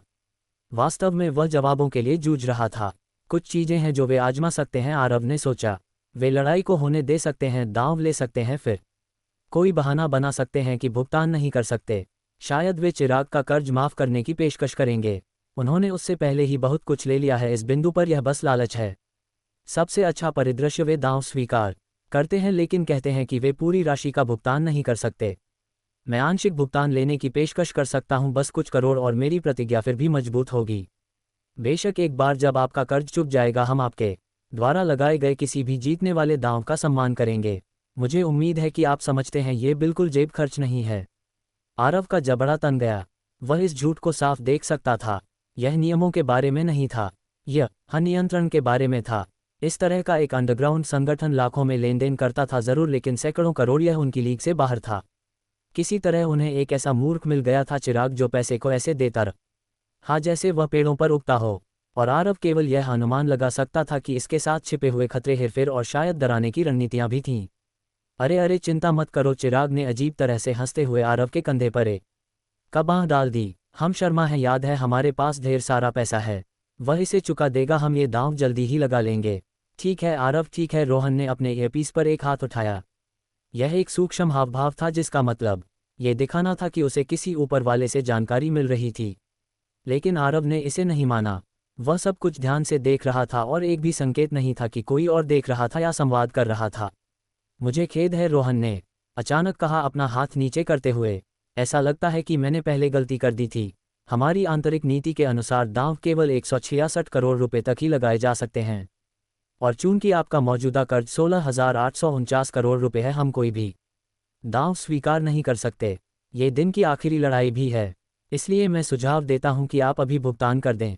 खैर, हम क्या कर सकते हैं, चिराग ने हंसते हुए कहा, जैसे कि वे दो लोग दोपहर के भोजन पर बातचीत कर रहे हों। हमें वैसे भी राशि का भुगतान करना होगा। तुम अभी भुगतान कर दो ताकि हम वह दांव लगा सकें। हाँ, वह पहले कुछ नहीं बोला जब वह रोहन की मेज की ओर चला गया। पूरा कमरा ऐसा लगा जैसे रुक गया हो, सांस रोके हुए। आरव ने स्तब्ध भीड़ की ओर नीचे देखा। कोई भी, उसने ठंडे स्वर में कहा, मेरे पैसे का एक भी पैसा नहीं लेगा। चूंकि एक मुकाबला अभी अभी खत्म हुआ था, कमरे का माहौल सामान्य की तुलना में अपेक्षाकृत शांत था। दर्शकों की भीड़, जो आमतौर पर उत्साह से चिल्लाती थी, अब अधिक आरामदायक मोड में आ गई थी, जोर जोर से हौसला बढ़ाने के बजाय सामान्य बातचीत में व्यस्त थी। यही कारण था कि आरव ने जो किया और जिस पल उसने वह करने का फैसला की, या उसका इतना बड़ा प्रभाव पड़ा। एक तेज आवाज़ पूरे स्थान में गूंजी, तीखी और अचानक इतनी कि निचले स्तर पर कुछ लोग अपने सिर घुमाने को मजबूर हो गए। फिर इससे पहले कि कोई पूरी तरह से समझ पाता कि क्या हो रहा है, उन्होंने इसे देखा। एक शरीर सीढ़ियों से नीचे तेजी से लुढ़कता हुआ। धड़ाम धड़ाम धड़ाम, सीढ़ी दर सीढ़ी नीचे तक, जब तक कि वह व्यक्ति सबसे नीचे फर्श पर धमाके से नहीं गिरा। क्या कोई अभी गिरा? एक मेहमान ने बड़े ऊंचा अपनी सीट से आधा उठते हुए गिरा। क्या तुमने नहीं देखा कि अभी क्या हुआ? दूसरे ने जवाब दिया, आंखें फैलती हुई। वीआईपी सदस्यों में से एक ने उसे मारा। लड़ाई हो रही है फिर से। इन आयोजनों के दौरान हमेशा कोई न कोई लड़ाई शुरू हो जाती है। आयोजकों को इसे संभालने दो। नहीं, रुको, देखो, ध्यान से देखो। क्या तुम्हें नहीं दिख रहा कि वह कौन है? कमरे में सिसकियां गूंजने लगी, क्योंकि और मेहमानों को एहसास हुआ कि वे क्या देख रहे थे। एक मास्क हट गया था और अब सीढ़ियों के बीच में अजीब तरह से पड़ा था। यह कोई साधारण मास्क नहीं था, यह एक परिचित मास्क था जिसका आकार एक बोल्ड डॉलर साइन जैसा था। ये मैनेजर है, किसी ने हैरानी से छोटे उसाया। उस पागल वीआईपी मेहमान ने मैनेजर को मारा। ऐसा पहले कभी नहीं हुआ। पूरा कमरा खामोश हो गया। फिर फुसफुसाहटों, सिसकियों और हैरान भरे उद्गारों का विस्फोट हुआ। हर जोड़ी आंखें सीढ़ियों के पास सामने आने वाले दृश्य पर टिक गईं, जिसमें दर्शन की एक खास नज़र भी शामिल थी। आरव, क्या तुमने अभी काले शिकारी के मैनेजर को मारा? दर्शन ने सोचा। उसके चेहरे पर अविश्वास और मनोरंजन का मिश्रण चमक रहा था। मुझे नहीं पता था कि मैं इस तरह के पागल हो। तुम शायद मेरे जितने ही दीवाने हो, लेकिन मैं भी नहीं सोचता कि मैंने ऐसा कुछ किया होता। यहाँ नहीं, अभी नहीं। तुम्हारे साथ क्या हो रहा है आरव? क्या चीज़ तुम्हें ऐसा करने के लिए प्रेरित कर सकती थी? वैसे भी ठीक है, तुम लड़ने में अच्छे हो सकते हो, लेकिन ये पूरी तरह से अलग स्थिति है जिससे मुझे नहीं लगता कि तुम मुक्कों से निकल सकते हो। और ईमानदारी से, अगर मैंने ऐसा स्टंट किया होता तो मुझे शक है कि मैं भी इसके परिणामों से बच पाता। पूरे आयोजन स्थल पर गार्ड पहले से ही हलचल शुरू कर चुके थे। वहां कम से कम 25 कर्मचारी तैनात थे, सभी प्रशिक्षित और सुरक्षा के रूप में कार्य करने के लिए नियत। छोटे उकत, उनका पूरा उद्देश्य ठीक ऐसी स्थिति में हस्तक्षेप करना था जब कुछ गलत हो जाता था। और अभी कुछ निश्चित रूप से गलत हो गया था। केवल वेटिंग स्टाफ में ही 12 सदस्य थे, सभी चमकदार वर्दी में और आयोजन स्थल पर कुशलता से घूम रहे थे। चार और बार के पीछे काम कर रहे थे, पे मिला रहे थे और भीड़ पर नजर रख रहे थे। रसोई में कितने थे कोई निश्चित रूप से नहीं कह सकता था, लेकिन संख्या वास्तव में मायने नहीं रखती थी। क्या कि अगर दर्शन को अनुमान लगाना होता, अगर वह अपने आप से ईमानदार होता, तो हर एक कर्मचारी शायद काले शिकारी का हिस्सा था। इसका मतलब था कि वे सिर्फ सवर रसोई या बारटेंडर नहीं थे, वे प्रशिक्षित थे। उन्हें लड़ना आता था। अगर चीजें गलत दिशा में गईं तो वे मुकाबला कर सकते थे। और चीजें निश्चित रूप से गलत दिशा में जा चुकी थीं। उस पल में एक व्यक्ति था जिसका दिल सचमुच उसकी छाती से बाहर उछल रहा था। यह इतनी तेजी से, इतनी जोर से धड़क रहा था कि ऐसा लग रहा था जैसे ये फट जाएगा। चिराग, वह अपना मुंह बंद नहीं रख सका। उसकी आंखें आरव और अब सीढ़ियों के नीचे दर्द से कराहते हुए पड़े रोहन के बीच तेजी से इधर उधर घूम रही थीं। आरव आरव आरव, चिराग हकलाया। उसकी आवाज़ हर शब्द के साथ बढ़ती जा रही थी। क्या तुम्हें भी समझ में आ रहा है कि तुमने अभी क्या किया? तुमने मैनेजर को, इस पूरे स्थान के मैनेजर को घूंसा मार दिया। वह पूरी तरह से घबरा रहा था, जंगली ढंग से इशारे करते हुए, जैसे कि शब्द उन्मादपूर्ण जल्दबाजी में बाहर गिर रहे हों। एक आपराधिक संगठन का मैनेजर, क्या तुम्हें समझ में आता है? आपराधिक ये लोग जीविका के लिए लोगों को मारते हैं और तुमने उसे ऐसी छोटी मोटी बात पर घूंसा मार दिया। चिराग की चीखें अब कमरे में गूंज रही थीं। पास के सभी लोगों को अभी अभी सामने आया अराजकता का पूरा संदर्भ दे रही थीं। आरव, तुम्हें इसे ठीक करना होगा, तुम्हें कुछ करना होगा। चिराग ने विनती की, लगभग आरव की कॉलर पकड़ते हुए। उन्हें कहो कि तुम दोगुना नहीं तिगुना भुगतान करोगे। घुटनों पर बैठ जाओ और गिड़गिड़ाओ। आरव, इस बीच रोहन हिलने लगा था। धीरे धीरे रद की कराह के साथ उसने खुद को ऊपर धकेला, अपने मुंह के कोने से रिश्ते खून को पहुँचते हुए। सिर्फ घूंसा ही नहीं दुखा था, बल्कि नीचे की ओर हर सीढ़ी पर जोरदार उछाल भी था। दर्द उसके शरीर में फैल रहा था, लेकिन सकी आत्मसम्मान को इससे भी बड़ा झटका लगा था। नजदीकी गार्ड उसके पास दौड़ आए थे, उसके चारों ओर एक सुरक्षात्मक रेखा बनाते हुए। उसी समय उनमें से दो अलग हो गए, उनके भारी जूते सीढ़ियों पर क्लिक करते हुए ऊपर चढ़ सीधे आरव की ओर बढ़ते हुए। चिराग का सिर इधर उधर घूम रहा था, बाएं दाएं स्कैन करते हुए किसी भी संभावित रास्ते की तलाश में। लेकिन ये बेकार था। काले रंग की तेज वर्दी में गार्ड हर जगह तैनात थे, सभी धीरे धीरे आरव की ओर बढ़ रहे थे, जैसे शार्क ने पानी में खून की गंध सूंघ ली हो। और फिर एक गार्ड आगे बढ़ा, उसका चेहरा अपठनीय था। जब उसने अपना हाथ बढ़ाया, उसका हाथ आरव के कंधे की ओर बढ़ा, लेकिन इससे पहले कि वह संपर्क कर पाता, इससे पहले कि उसकी उंगलियां आरव की शर्ट के कपड़े को छू भी पाती, आरव की बांह तेजी से बाहर निकली। एक तेज हरकत में उसने गार्ड की कलाई पकड़ ली, मजबूत, अडिग, जैसे एक स्टील का जाल बंद हो गया हो। गार्ड ने अपनी बांह पीछे खींचने की कोशिश की, उसकी मांसपेशियां तन गईं क्योंकि उसने आरव की पकड़ से पीछे हटने की कोशिश की। लेकिन चाहे जितना वह छटपटाए, उसकी कलाई हिल नहीं रही थी। यह ऐसा था जैसे वह एक वाइस में फंस गया हो। यह क्या है, गार्ड ने अविश्वास में सोचा। क्या वह सिर्फ कोई युवा छात्र नहीं है? वह मेरे आकार का आधा है। वह इतना मजबूत कैसे हो सकता है? मैंने कहा, आरव ने दोहराया, उसका स्वर बढ़ता हुआ जैसे उसकी पकड़ और सख्त हो गई। तुम में से कोई भी मेरा पैसा नहीं लेगा। बिना किसी चेतावनी के आरव ने उस आदमी को एक बांह से आगे खींचा और उसी समय अपनी मुट्ठी पीछे खींची। उसकी उंगलियां कसकर बंद हो गईं। क्रूर बल के साथ उसने अपनी मुट्ठी सीधे गार्ड के चेहरे पर दे मारी। प्रभाव की आवाज़ हवा में गूंज उठी। ये घूंसा उससे भी भारी था जो आरव ने पहले रोहन पर मारा था। गार्ड का सिर पीछे की ओर झटका, उसका संतुलन एक पल में गायब हो गया। सके पैर उसके नीचे ढीले पड़ गए और इससे पहले कि कोई प्रतिक्रिया दे पाता, वह सीढ़ियों से नीचे लुढ़क रहा था, ठीक वैसे ही जैसे रोहन लुढ़का था। अपनी मुद्रा में न्यूनतम बदलाव के साथ आरव पीछे झुका, जिससे घूंसा सके चेहरे के पास से बेकार गुजर गया। वह आदमी गुर्राया और बाएं दाएं फिर एक और दाएं तेजी से मुक्कों की बौछार के साथ आगे बढ़ा, लेकिन आरव ने बस एक तरफ कदम रखा, फिर दूसरी तरफ नीचे झुका और उस बौछार से ऐसे निकल गया जैसे यह एक धीमी गति का नृत्य हो। और फिर आरव ने जवाबी हमला किया। वह एक सेकंड के लिए नीचे झुका, जैसे कोई स्प्रिंग सिकुड़ रहा हो, और फिर सिर्फ इतना पीछे कूदा की जगह बन जाए। एक तेज कदम आगे बढ़ाते हुए आरव ने अपने शरीर को घुमाया। उसका पैर हवा में एक ब्लेड की तरह काटता हुआ चला और उसके पैर का किनारा सीधे गार्ड के पेट के गड्ढे में जा टकराया। प्रभाव राक्षसी था। ये वाला सिर्फ ठोकर नहीं खाया या गिरा नहीं, उस भूमती किक के पीछे की ताकत के साथ गार्ड अपने पैरों से पूरी तरह उठ गया, हवा में पीछे उड़ता हुआ गया और रोहन के पास जोर से धमाके के साथ एक ढेर में गिर गया। क्या ये क्या हो रहा है? रोहन बुदबुदाया वापस उठन एक ही कोशिश करते हुए। उसका जबड़ा ढीला पड़ गया। यह कोई साधारण किक नहीं थी। शर्मा परिवार का एक सदस्य लड़ना जानता है, लेकिन इसका कोई मतलब नहीं है। लेकिन इससे कोई फर्क नहीं पड़ता था कि इसका मतलब था या नहीं। सिर्फ इसलिए कि उनके दो गार्ड हटा दिए गए थे, इसका मतलब यह नहीं था कि काले शिकारी पीछे हटने वाले थे। अगर कुछ था तो उल्टा हो रहा था। बचे हुए कर्मचारी आयोजन स्थल के हर हिस्से से काले रंग की वर्दी में गार्ड एक सिकुड़ते जाल की तरह आरव को घेरने लगे। और इस सब के बीच आरव के पीछे चिराग खड़ा था, उसका मुंह खुला हुआ, आंखें चौड़ी, लगभग आंसुओं की कगार पर। उसने दो गिरे हुए गार्डों की ओर देखा, फिर आरव की ओर देखा। अभी अभी तुमने उन दो लोगों को धूल चटा दी, चिराग ने कांपती आवाज में कहा। आरव, तुम आखिर हो कौन? चिराग अभी भी उस पर विश्वास नहीं कर पा रहा था जो अभी अभी हुआ था। उसकी चौड़ी आंखें आरव पर टिकी थीं, जैसे वह सब कुछ समझने की कोशिश कर रहा हो। उसने आंखें मिचमिचाई, ये देखने की कोशिश करते हुए कि शायद उसने व्यक्ति को गलत समझ लिया हो।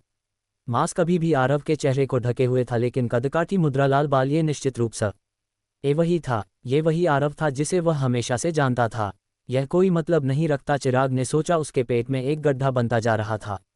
वह कमजोर लड़का था, शर्मा परिवार का कमजोर लड़का, जिसके माता पिता मर गए और उसे अकेला छोड़ गए। उसने कभी भी अपने लिए खड़ा नहीं किया, चाहे कोई कुछ भी करे। वह तो बस एक हाई स्कूल का छात्र है। चिराग ने आरव को निशाना बनाने के कई कारण थे। ये स्वाभाविक लगता था। ये सिर्फ इतना नहीं था कि वह कमजोर दिखता था, वह कमजोर था। सभी को यही लगता था। इसीलिए चिराग दीपक का इस्तेमाल करके उसे नियंत्रण में रख पाया था, जबकि वह अपनी संपत्ति का स्वतंत्र रूप से उपयोग करने का तरीका ढूंढ रहा था। लेकिन अब उसके सामने खड़ा आरव, जिसने अभी अभी दो प्रशिक्षित गार्डों को धूल चटाई थी, वह कमजोर नहीं था, बिल्कुल भी नहीं। अगर उसके अंदर ये ताकत हमेशा से थी, चिराग ने सोचा, तो उसने कभी जवाबी हमला क्यों नहीं किया? उसने मुझसे या शर्मा परिवार के उन अन्य सदस्यों से जो उसे कचरे की तरह मानते थे, कभी मुकाबला क्यों नहीं किया? उसी पंक्ति में बैठे वीआईपी मेहमान अब हिलने लगे थे। वे रिंग की ओर सीढ़ियों से नीचे की ओर भागे, जो कुछ भी बन रहा था उससे बाहर रहने की कोशिश करते हुए। इससे केवल आरव और चिराग ऊपरी मंच पर खड़े रह गए। सभी गार्ड धीरे धीरे उनकी ओर बढ़ रहे थे। आरव किसी भी हाल में उन्हें अपना पैसा लेने नहीं दे सकता था। अगर उन्होंने ऐसा किया तो उसकी प्रतिज्ञा सक्रिय हो जाएगी, जिससे उसका शरीर कमजोर हो जाएगा। इससे उन्हें लड़ने का कोई मौका नहीं बचेगा, एक बूंद भी नहीं। अचानक एक गार्ड बगल से तेजी से आया। यह अब तक देखे गए अन्य गार्डों से बड़ा था। जैसे ही उस आदमी ने उस पर प्रहार किया, आरव ने बगल में कदम रखा, हमले को मुश्किल से टालते हुए। बिना किसी हिचकिचाहट के उसने पास की मेज से एक कांच की बपेओ की मात्रा तैल उठाए और उसे उस आदमी के जबड़े पर दे मारी।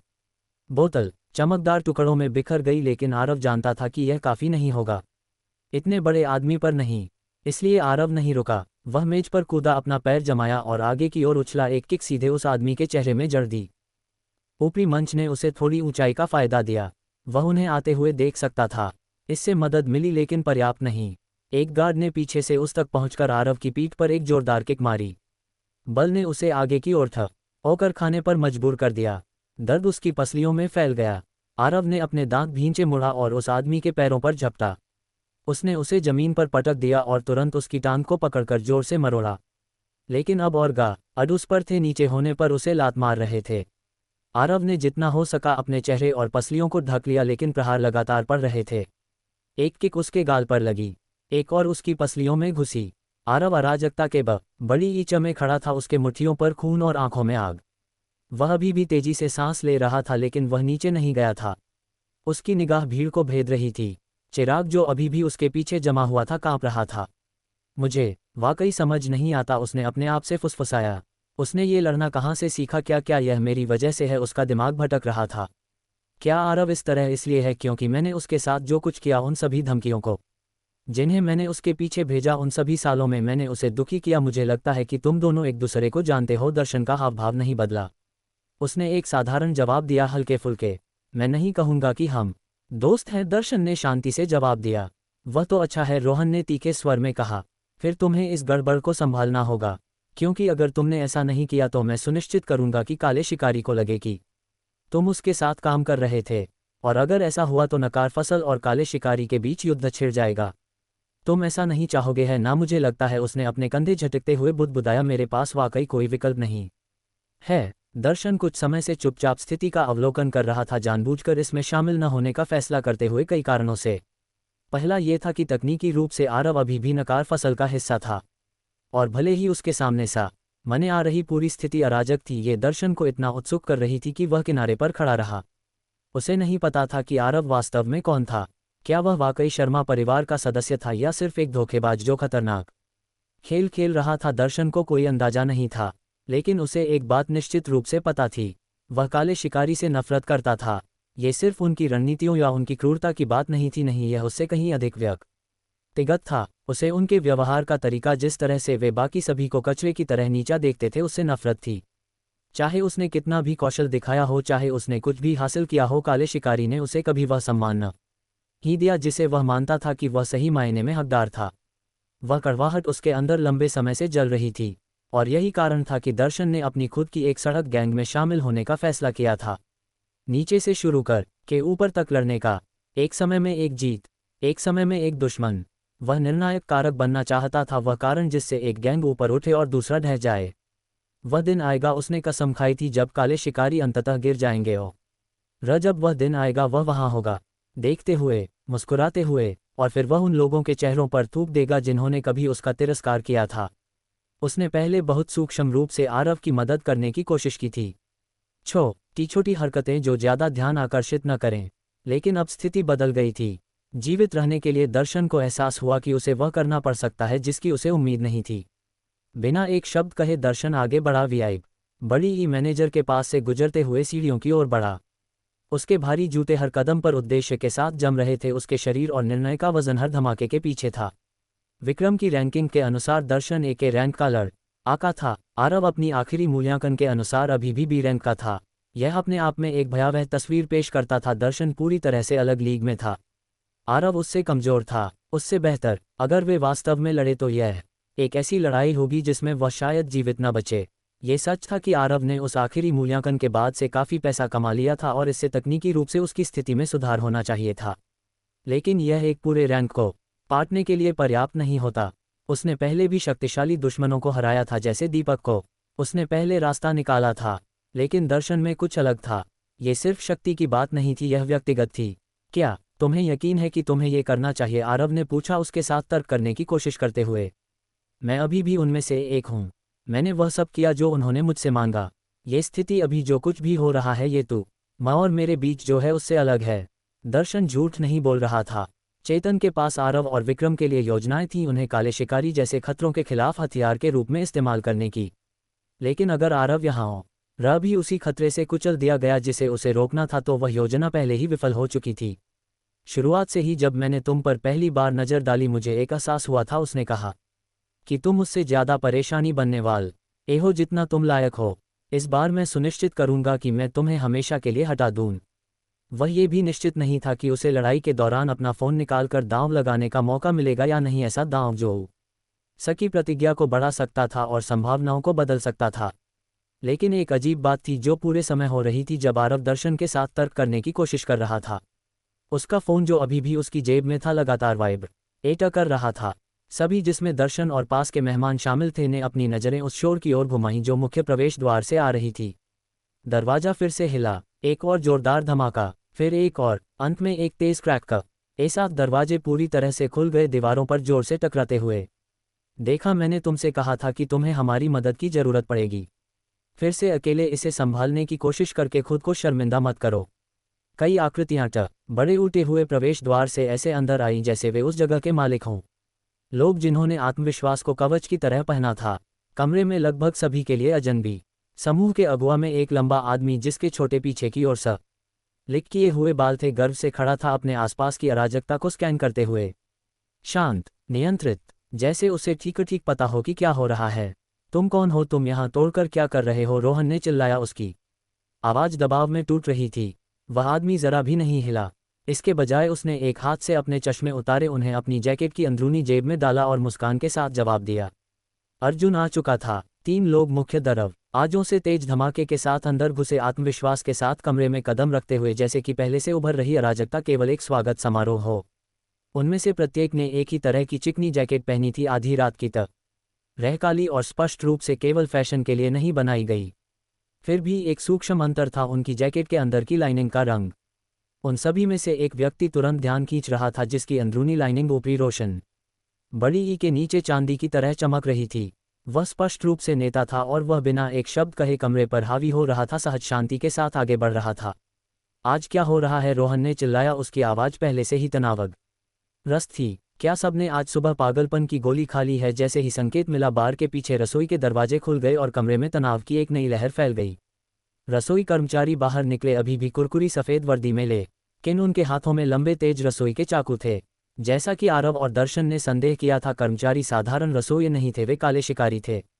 मुझे पता है कि आरव खुद को कुछ बहुत खतरनाक परिस्थितियों में डाल लेता है, जतिन ने अपने आप से बुदबुदाया, लेकिन ये थोड़ा ज़्यादा खतरनाक नहीं है? उसने नहीं सोचा था कि दर्शन समीकरण में इतना महत्वपूर्ण चर होगा। फिर भी आरव के दिमाग के पीछे उसने इस सटीक परिणाम की कल्पना की थी कि उसे मदद की ज़रूरत होगी। उसने बस यह उम्मीद की थी कि अराजकता भड़कने से पहले वह अपने खाते में थोड़ा और पैसा डाल पाएगा। तुम बेवकूफ़, वहाँ सिर्फ खड़े क्या कर रहे हो? रोहन ने कर्मचारियों पर चिल्लाया। वे घुसपैठिए आमंत्रित नहीं थे, उनके साथ निपटो। एक दूसरा हमलावर जरा भी नहीं हिचकिचाया, वह बिना किसी हिचक के दौड़ा, अपनी ब्लेड को अर्जुन की पसलियों की ओर भोंकते हुए। लेकिन अर्जुन फिर से घूमा, हमले को सहजता से टालते हुए, और इस बार अपनी जैकेट के दूसरी तरफ से उसने एक कॉम्पैक्ट स्टन गन निकाली। उसने इसे उस आदमी की गर्दन के पीछे दबाया और इसे सक्रिय किया। बिजली का एक हिंसक चटकना हवा में उभरा जब वह आदमी सिकुड़ गया और बेहोश होकर गिर गया कांपते हुए। साधारण स्टन गन ये काम नहीं कर सकती थी, लेकिन ये कोई साधारण उपकरण नहीं था। उच्च खतरे की परिस्थितियों के लिए संशोधित और उन्नत, ये दर्द और परिणाम देता था। सुरेश किनार ऐसे देख रहा था, उस दर्द को अच्छी तरह जानता था। बस ऐसे ही अर्जुन ने कुछ सेकंड में 2 वयस्क पुरुषों को निष्क्रिय कर दिया बिना खुद पर एक खरोंच आए। उसकी आंखें संकुचित हो गईं क्योंकि उसने इस प्रदर्शन को देखा। नाम परिचित था, चांदी की लाइनिंग वाले आदमी की तकनीक, शांत व्यवहार और पूर्ण दक्षता। दर्शन ने अपने शुरुआती गैंग दिनों के बाद से ऐसा कुछ नहीं देखा था। गजेंद्र, जो दर्शन के खिलाफ मुकाबला करने वाला विशाल का यह व्यक्ति था, नवागंतुकों की ओर मुड़ा। तनाव बढ़ गया क्योंकि और गार्डों ने अपना ध्यान घुसपैठियों की ओर स्थानांतरित करना शुरू कर दिया। अब लाखपति रेंजर्स सिर्फ रसोई कर्मचारियों के खिलाफ नहीं थे, वे अनुभवी प्रवर्तकों का सामना करने वाले थे। जतिन की हथेलियां पसीने से तर थीं। उसकी आंखें लड़ाकों के बीच इधर उधर भटक रही थीं। वे 3 थे, केवल 3, और अब वे घिरे हुए थे। यहाँ तक कि अर्जुन जितना प्रभावशाली था वह सबक आसामना नहीं कर सकता था है ना। लेकिन तभी एक आवाज़ गूंज उठी। एक धुंधला साया अब टूटे हुए प्रवेश द्वार से कूदा और कमरे के पार उड़ा। नवागंतुक एक मेज पर भारी धमाके के साथ उतरा, एक घूमती किक शुरू करते हुए जोए का बारटेंडर के चेहरे पर सीधे लगी। वह आदमी बेहोश होकर जमीन पर ढह गया। जब रेंजर्स मुसीबत में होते हैं, नवागंतुक ने मुस्कान के साथ कहा, उन्हें हमेशा एक विशेष सहयोगी से मदद की जरूरत होती है। मैंने रिजर्व को बुलाया है, उसने जोरदार घोषणा की अपनी बाहें फैलाते हुए। और अब अराजकता पैदा करने का समय है, विक्रम ने घोषणा की, और उसकी जैकेट का अंदरूनी हिस्सा ये वाला सोने की तरह चमक रहा था। लाखपति जैकेट विक्रम पर पूरी तरह फिट थी, उसके चौड़े कंधों को इस तरह घेर रही थी जैसे कि इसे सिर्फ उसके लिए बनाया गया हो। वह वहां गर्व से खड़ा था, बाहें थोड़ी खुली उस लुक को दिखाते हुए जैसे कि उसे अभी अभी राजा का ताज पहनाया गया हो। सके चेहरे पर संतुष्टि छिप नहीं रही थी, वह गर्वित था और वह चाहता था कि दुनिया को ये पता चले। वह अभी भी सीढ़ियों पर आधा ही चढ़ा था, आरव तक पहुंचने के लिए पर्याप्त करीब नहीं था। लेकिन नीचे की मंजिल पर अचानक हुई हलचल ने उसका पूरा ध्यान खींच लिया था। वह कमरे में बाकी सभी की तरह जो हो रहा था उसकी ओर खींचा गया था। लेकिन विक्रम उसे आरव ने ही तो पेश किया था है ना, और उसने खुद कहा था वह चीजें केवल अपने तरीके से एक करता है। तो यह क्या है? क्या ये लाखपति समूह किसी तरह आरव से जुड़ा हुआ है? क्या वे यहाँ उसके लिए आए हैं? समय का संयोग इतना था कि इसे नज़रअंदाज करना मुश्किल था, लेकिन अभी तक किसी और ने ये संबंध नहीं जोड़ा था। किसी को नहीं पता था कि आरव और लाखपति समूह आपस में जुड़े हुए थे। उनमें से एक ने एक क्रोबार घुमाया, उसे सीधे एक गैंग सदस्य के चेहरे पर दे मारा जिससे वह फर्श पर ढह गया। एक अन्य ने बेसबॉल बैट का इस्तेमाल किया, इसे एक प्रतिद्वंद्वी के घुटनों पर जोर से मारा जिससे एक बीमार करने वाली चटकने की आवाज आई। स्थल के अंदर मौजूद गार्ड और कर्मचारी भी नहीं हिचकिचाए। उन्होंने जो कुछ भी पकड़ में आया, कुर्सियां, ट्रे, बड़े उलती हुई बोतलें, सब कुछ उठाया और मदद के लिए दौड़े।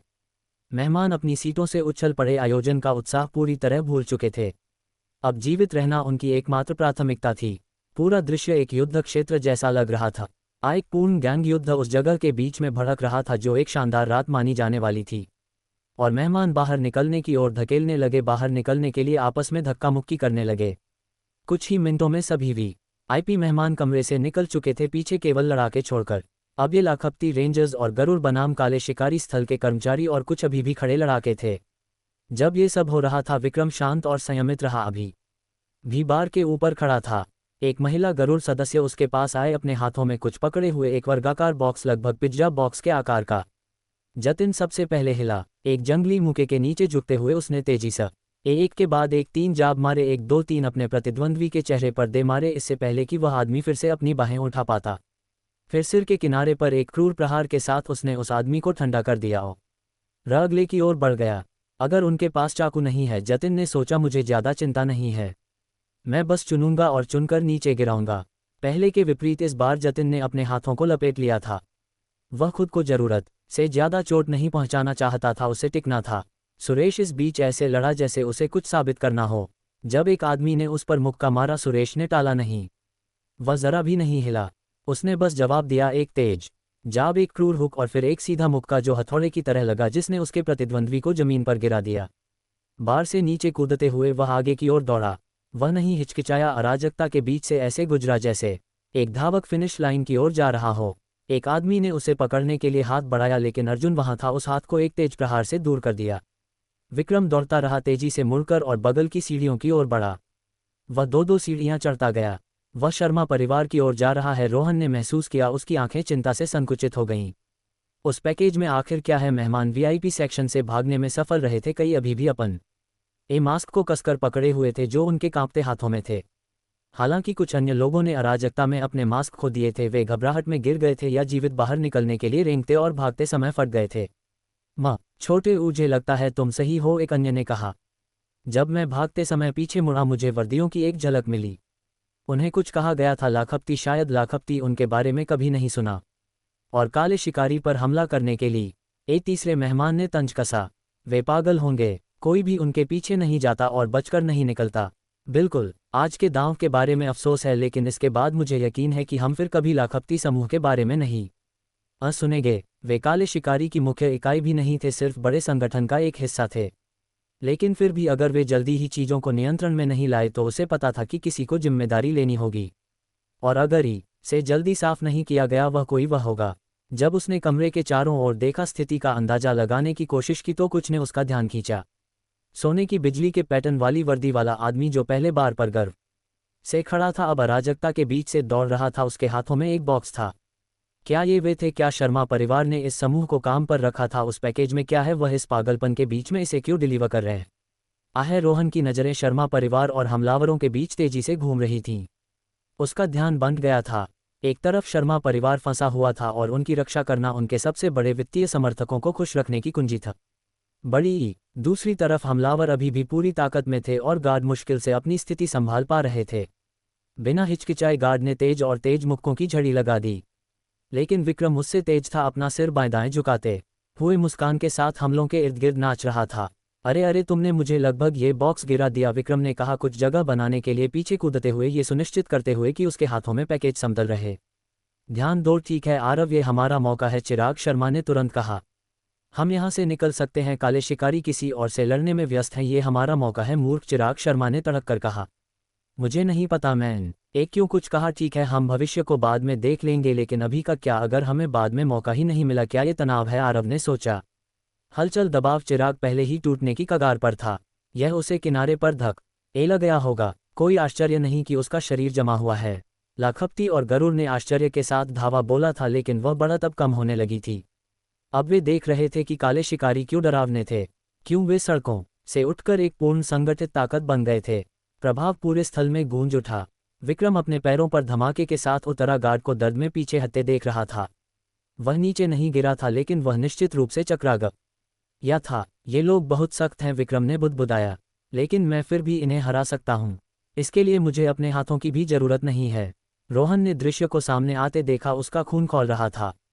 तुम क्या कर रहे हो दर्शन, उसने चिल्लाया।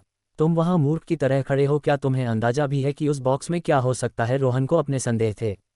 अगर शर्मा परिवार वाकई इसके पीछे था और अगर इस लाखपति समूह के पास असली धन था, तो उस पैकेज में जो कुछ भी था वह खेल बदलने वाला हो सकता था। कुछ ऐसा जो यहाँ तक कि एक बच्चे के हाथों में भी घातक हो सकता था। वे बहुत देर कर चुके थे। मुझे तुम्हें ये देने के लिए कहा गया था, विक्रम ने चौड़ी मुस्कान के साथ कहा जब वह आरव तक पहुंचा। बिना देर किए उसने बॉक्स का ढक्कन खोला। बिना हिचकिचाए उसने अंदर हाथ डाला और उसे बाहर निकाला। वस्तु उसके हाथों में खुल गई और आरव ने इसे अपने कंधों पर लपेट लिया, अपनी बाहों को सहजता से आस्तीनों में डालते हुए। और उसके पीछे चिराग शर्मा लोगों को स्पष्ट रूप से देख सकता था। लाखपति का प्रतीक, मैंने तुमसे कहा था, दर्शन, आरव ने आगे कदम रखते हुए कहा। उसकी मौजूदगी निर्विवाद थी। तुमने गलत फैसला लिया। आरव ने जो जैकेट पहनी थी वह पूरी तरह फिट थी, उसके कंधों पर इस तरह से बैठी थी जैसे वह शुरू से उसकी थी। बेशक ये कोई साधारण जैकेट नहीं थी, यह विशेष रूप से बनाई गई थी। बड़ी वैसे ही जैसे समूह के अन्य लोगों की। आश्चर्य की बात, उसने किसी से अपनी जैकेट लाने के लिए नहीं कहा था। तो जब उन्होंने इसे उसे सौंपा तो ये सिर्फ कपड़े से ज़्यादा महसूस हुआ। यह एक प्रतीक जैसा लगा। जब आरव ने इसे पहना तो उसके अंदर कुछ बदल गया। जैकेट का वजन उसके कंधों पर दबा भारी कपड़े की वजह से नहीं, बल्कि जिम्मेदारी की वजह से। अब ये सिर्फ खुद को बचाने की बात नहीं थी, यह उन सभी के बारे में थी जो यहाँ उसके लिए आए थे। ये लाखपति समूह के बारे में थी। किसी और ने भी उस जैकेट को नोटिस किया था। चिराग शर्मा जमा हुआ खड़ा था, उसकी नज़र आरव की पीठ पर सिली हुई चमकदार प्रतीक पर टिकी थी। वह प्रतीक उसके दिमाग में एक छाप की तरह जल गया था।